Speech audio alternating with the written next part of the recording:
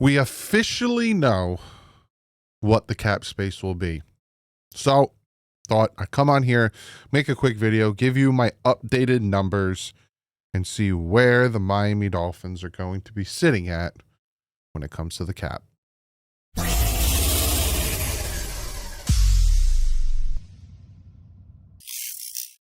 What is up, Finn fans? Yes, Dan Graziano came out and said that the NFL has informed teams of where the cap range will be with the influx or the rising of the cap space when it comes to revenue and all that other stuff. So we'll jump into it real quick. Boom, this is the tweet. The NFL today informed teams that the 2025 per team salary cap will fall in the range of $277.5 million to $281.5 million, way up from last year's $255.4 million.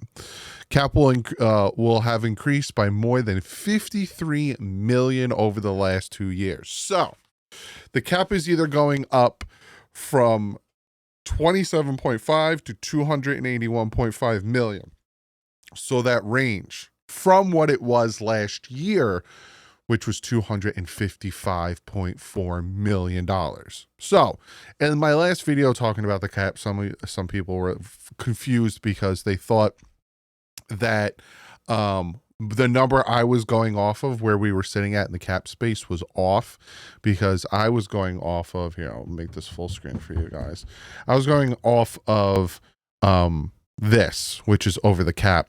And some people thought that this number over here was the estimated with the influx or with the cap increase, when it's not. Because again, last year the cap was set to $255.4 million. And as you can see here, the Miami Dolphins in their active cap spending is at $253.09, whatever. So the Dolphins have, as of now, around $1.5 million, rounded up to $1.6 million in cap space after the savings that they have done with Durham Smythe, Raheem Mostert, and Kendall Fuller release. So again, some people thought that, hey, Doug, your math was off because over the cap, they already estimated the cap influx when they didn't. Because again, if you could see from this tweet here, it was last year's cap was 255, and the Dolphins are sitting at about 253 million in spending. So they still have around 1 point something million dollars in cap space as of right now. So where does that leave the Miami Dolphins? So if the Dolphins don't touch anything, not a thing, and the cap space does go up, they're sitting at around, it depends, again, it's either going to go up by 26.1 million or it's going to go up by 22.1 million. So you're looking at Dolphins could be sitting at, they don't touch anyone's contract. And I'm going to go back over the guys I said they should release or could release, and the restructuring. They're sitting at a max, you're looking at 28.4 million, or at the bottom end, you're looking at $24.4 million. So they're in the 20s. They're either in the low 20s or the high 20s in cap space. As of today, don't do anything. You cut your 3 guys, you go into the offseason, they're sitting at about 20 something million in cap space. Now, if you go back and watch my cap video where I talk about restructurings and all that stuff and where we're sitting at, if the Miami Dolphins cut Jake Bailey, cut Alec Ingold, restructure Chubb, Austin, Jackson, Sealer, cut Blake Ferguson, and cut Julian Hill, that is a $29.86 million cap savings, which again, say the cap doesn't go up, would have the Dolphins as of today sitting at a 32.16, or rounded up $32.2 million in cap space. And then you add the cap influx, they will have either $54 million on the low end, or you're looking at $58 million. So they'll have even the high end $58 million, the low end $54 million in cap space if They cut Jake Bailey, cut Alec Ingold, restructure Chubb, Austin, and Sealer, cut Blake Ferguson, and cut Julian Hill. Now, that doesn't include Teron Armstead. If they move on from Teron Armstead, you can add another $4.26 million. If they cut Bradley Chubb, you can add another $1.274 million. And if they restructure Tua, you can add another $19.1 million. But the fact that with all that I said, right, just the 4 moves that isn't including Teron Armstead or Tua or even Tyreek Hill being moved, the Dolphins, with the cap increase, will be sitting at about $50 million in cap space. We're good.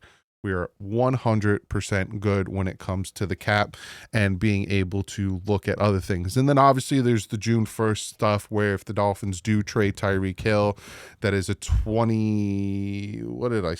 June 1st, $15.97 million cap savings. Or if they cut Teron Armstead post June 1st, that's a 14.9. Or if they cut Bradley Chubb June 1st, that's a 19.6.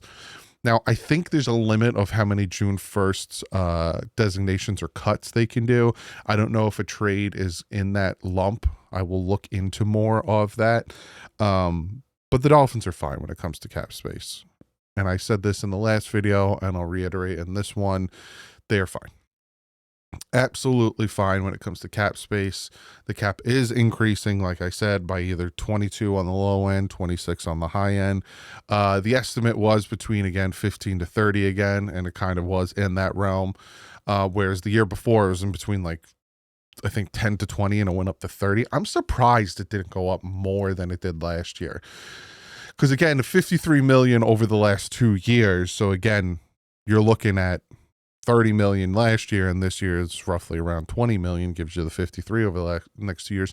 I thought it would have went up more, especially with the Christmas games on Netflix and all of the overseas games, that Friday game week 1, and like all these big games that we had. I thought it would have went up. I thought the cap would have went up by more than it did last year, but it didn't. Why? I don't know.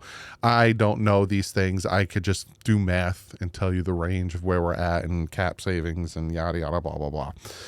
But again, to reiterate, the Miami Dolphins are completely fine when it comes to cap space. Now, are they in the realm of the New England Patriots, whose cap space is going to go up by even more? So New England is going to go from 126 million to roughly 140 to 150 million. Like all these teams on the top end here, take these numbers and just add 22 to 26 million, all of these teams. So, you know, the Bills, they're good. You know, if they don't do anything, you know, I'm going to talk about the AFC East, like I said, tomorrow. They're looking at like 15, 16 million. The Saints get a little bit of help, but they're still negative 20 something million. The Browns will be at, you know, just over the cap, under the cap. But all these teams kind of get that cap relief, but you have these teams on the top end, like the Vikings are going to have about $80 million in cap space, all that stuff. So, you know, the Dolphins will have money, but they won't have the money that these top end teams are going to have to compete. So if there's a player that they want, these teams can overpay, and the Dolphins are going to be like, well, you know, we don't have as much as them. So you got to want to come here.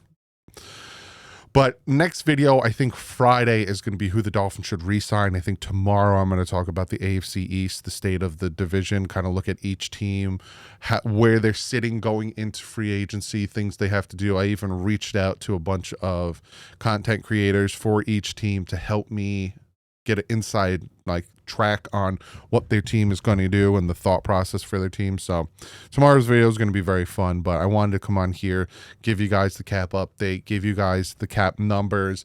And, you know, again, I'll reiterate for one last time, if the Dolphins make 5 moves, technically 6, because the restructuring is 3 players getting restructured, but if they do those moves, don't touch Hill, Armstead comes back, and they don't touch Tua Tagovailoa, you're still sitting at about $50 million in cap space. So they're fine. They're absolutely fine. And do not touch Tua's contract. I know we want to keep him. I know some people really, you know, they think give him a chance, yada, yada. But you restructure that contract and you save that $19.1 million. Tua will be on the Dolphins for the next 2 years, regardless of the next coach. So to me, don't touch it. Just let it lie at the 30-something million and then decide what you want to do next offseason. So, but I will see you guys tomorrow talking about the AFC East, kind of talking about each team as well as the Dolphins, see where the Dolphins lie with the rest of the division and all that stuff. But like usual, stay classy and fins up.